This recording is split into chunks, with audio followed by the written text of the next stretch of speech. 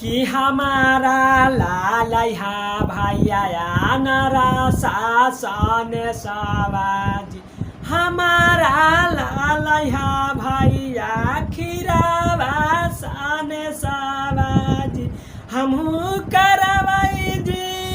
भैया करमा बारात हमहू करवाई जी भैया करमा बारात हमारा लालैहा भैया नरा शासन सवाजी हमारा लालैहा भैया खीरावा सन सवाजी हमहू करवाई जे भैया करमा बारात हमहू करवाई जे भैया करमा बारात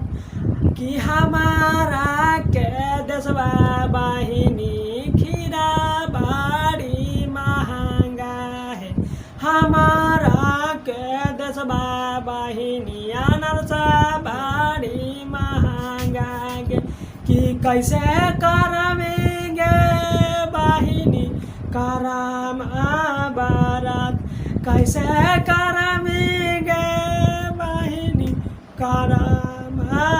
बारात कि हमारा के देशवा बहिनी अनरसा बड़ी महंगा गे हमारा के देशवा बहिनी खीरा बड़ी महंगा गे कैसे करमे करमा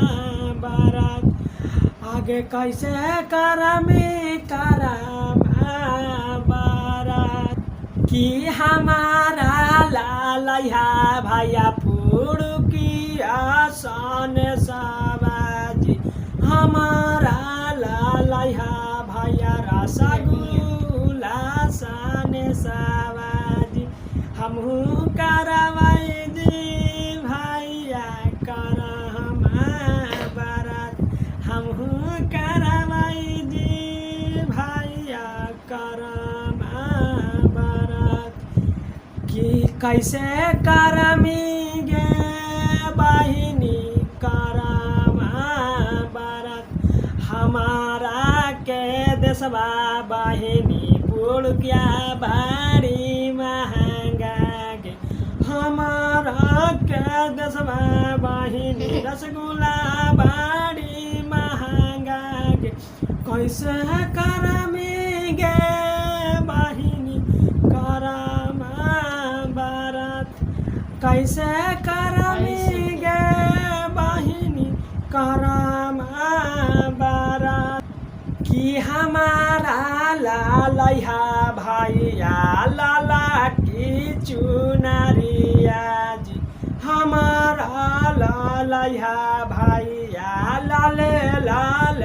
सड़िया जी हमारा लालैहा भैया लाले लाल सड़िया जी तोहरे लागी हो भैया करबै करमा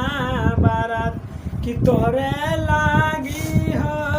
करमा बारात कि हमारा बाजरिया बहिनी चूड़ी बारी महंगा के हमारा बाजरिया बहिनी चूड़ी बारी महंगा के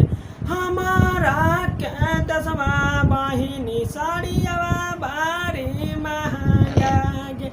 कैसे करमेंगे बहिनी करमा बारात कैसे करमेंगे बहिनी करमा बारात करवे करवा जी भैया